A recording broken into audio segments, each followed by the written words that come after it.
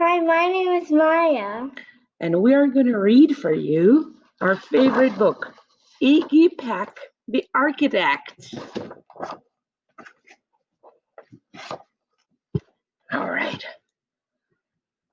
Young Iggy Peck is an architect and has been since he was 2 when he built a great tower in only an hour with nothing but diapers and glue. Good gracious, Ignatius, his mother exclaimed.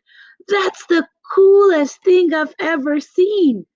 But her smile faded fast as a light wind blew past, and she realized those diapers weren't clean. Ignatius, my son, what on earth have you done? That's disgusting and nasty. It stinks. But Iggy was gone. He was out in the lawn using dirt clods to build a great sphinx. When Iggy was 3, his parents could see his unusual passion would stay. He built churches and chapels from peaches and apples, and temples from modeling clay. Cool. At dinner one night, to his father's delight, Iggy got a bright gleam in his eye, and out of the porch built the St. Louis Arch from pancakes and coconut pie.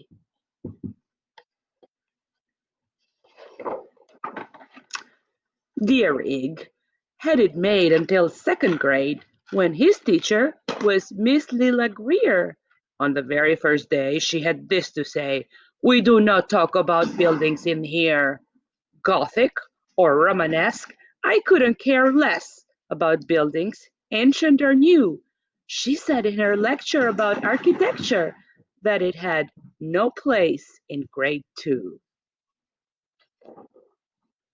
That night, that might seem severe, but she was sincere, for when she was no more than 7, she'd had a great fright at a dizzying height in a building so tall it scraped heaven. On an architect's tour of the 95th floor, young Lila got lost from the group. Let's see what happened to her. She was found 2 days later in a stuck elevator eating cheese with a French circus troupe.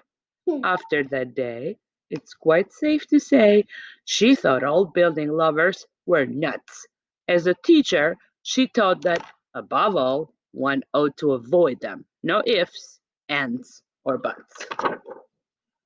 As you might guess, it would cause Iggy stress to hear such terrible talk. But he didn't hear. He sat in the rear while building a castle of chalk. "You, Iggy Peck, your desk is a wreck. Tear down that castle right now. You will not build in here. Is that perfectly clear? Do you need to see Principal Howie?" "No, ma'am," Iggy said. He lowered his head, and his heart sank down to the floor. With no chance to build, his interest was killed. Now, second grade was a bore. After 12 long days that passed in a haze of reading, writing, and arithmetic, Miss Greer took the class to Blue River Pass for a hike and an old-fashioned picnic.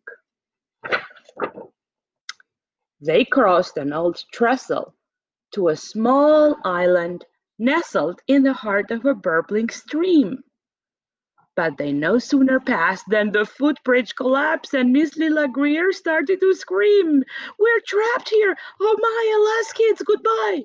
Her eyeballs rolled back in her head. She dropped to the ground with a vague groaning sound, luckily fainted, not dead. No. The class was amazed. They stood there quite dazed, uncertain of what they should do. But one bright young man was off hatching a plan which started with Miss Lila's shoe. Soon, each lad and lass there at Blue River Pass was working together as one. Where's Miss Lila's shoe? There it is. And when she came to, Miss Lila Greer knew that something quite brave had been done. She looked in the air and saw hanging there a structure with cables and braces, and on the far side, beaming with pride, were 17 smiling young faces. Boots, tree roots, and strings, fruit roll-ups, and things, some of which one should not mention, were stretched ridge to ridge in a glorious bridge, dangling from shoestring suspension. Hey, I see a girl with those of us. It all became clear to Miss Lila Greer as she crossed that bridge over the stream. There are worse things to do when you're in grade two than to spend your time building a dream. I love fish. Now, every week at Blue River Creek Elementary in second grade, all the school kids can hear, along with Miss Greer, how the world's greatest buildings were made. The weekly guest speaker in t-shirts and sneakers talks of buildings from Rome to Quebec. Of course, You he's the build in guy who builds underwear. towers from pie, the brilliant young man, Iggy Pack. Peck. That's amazing.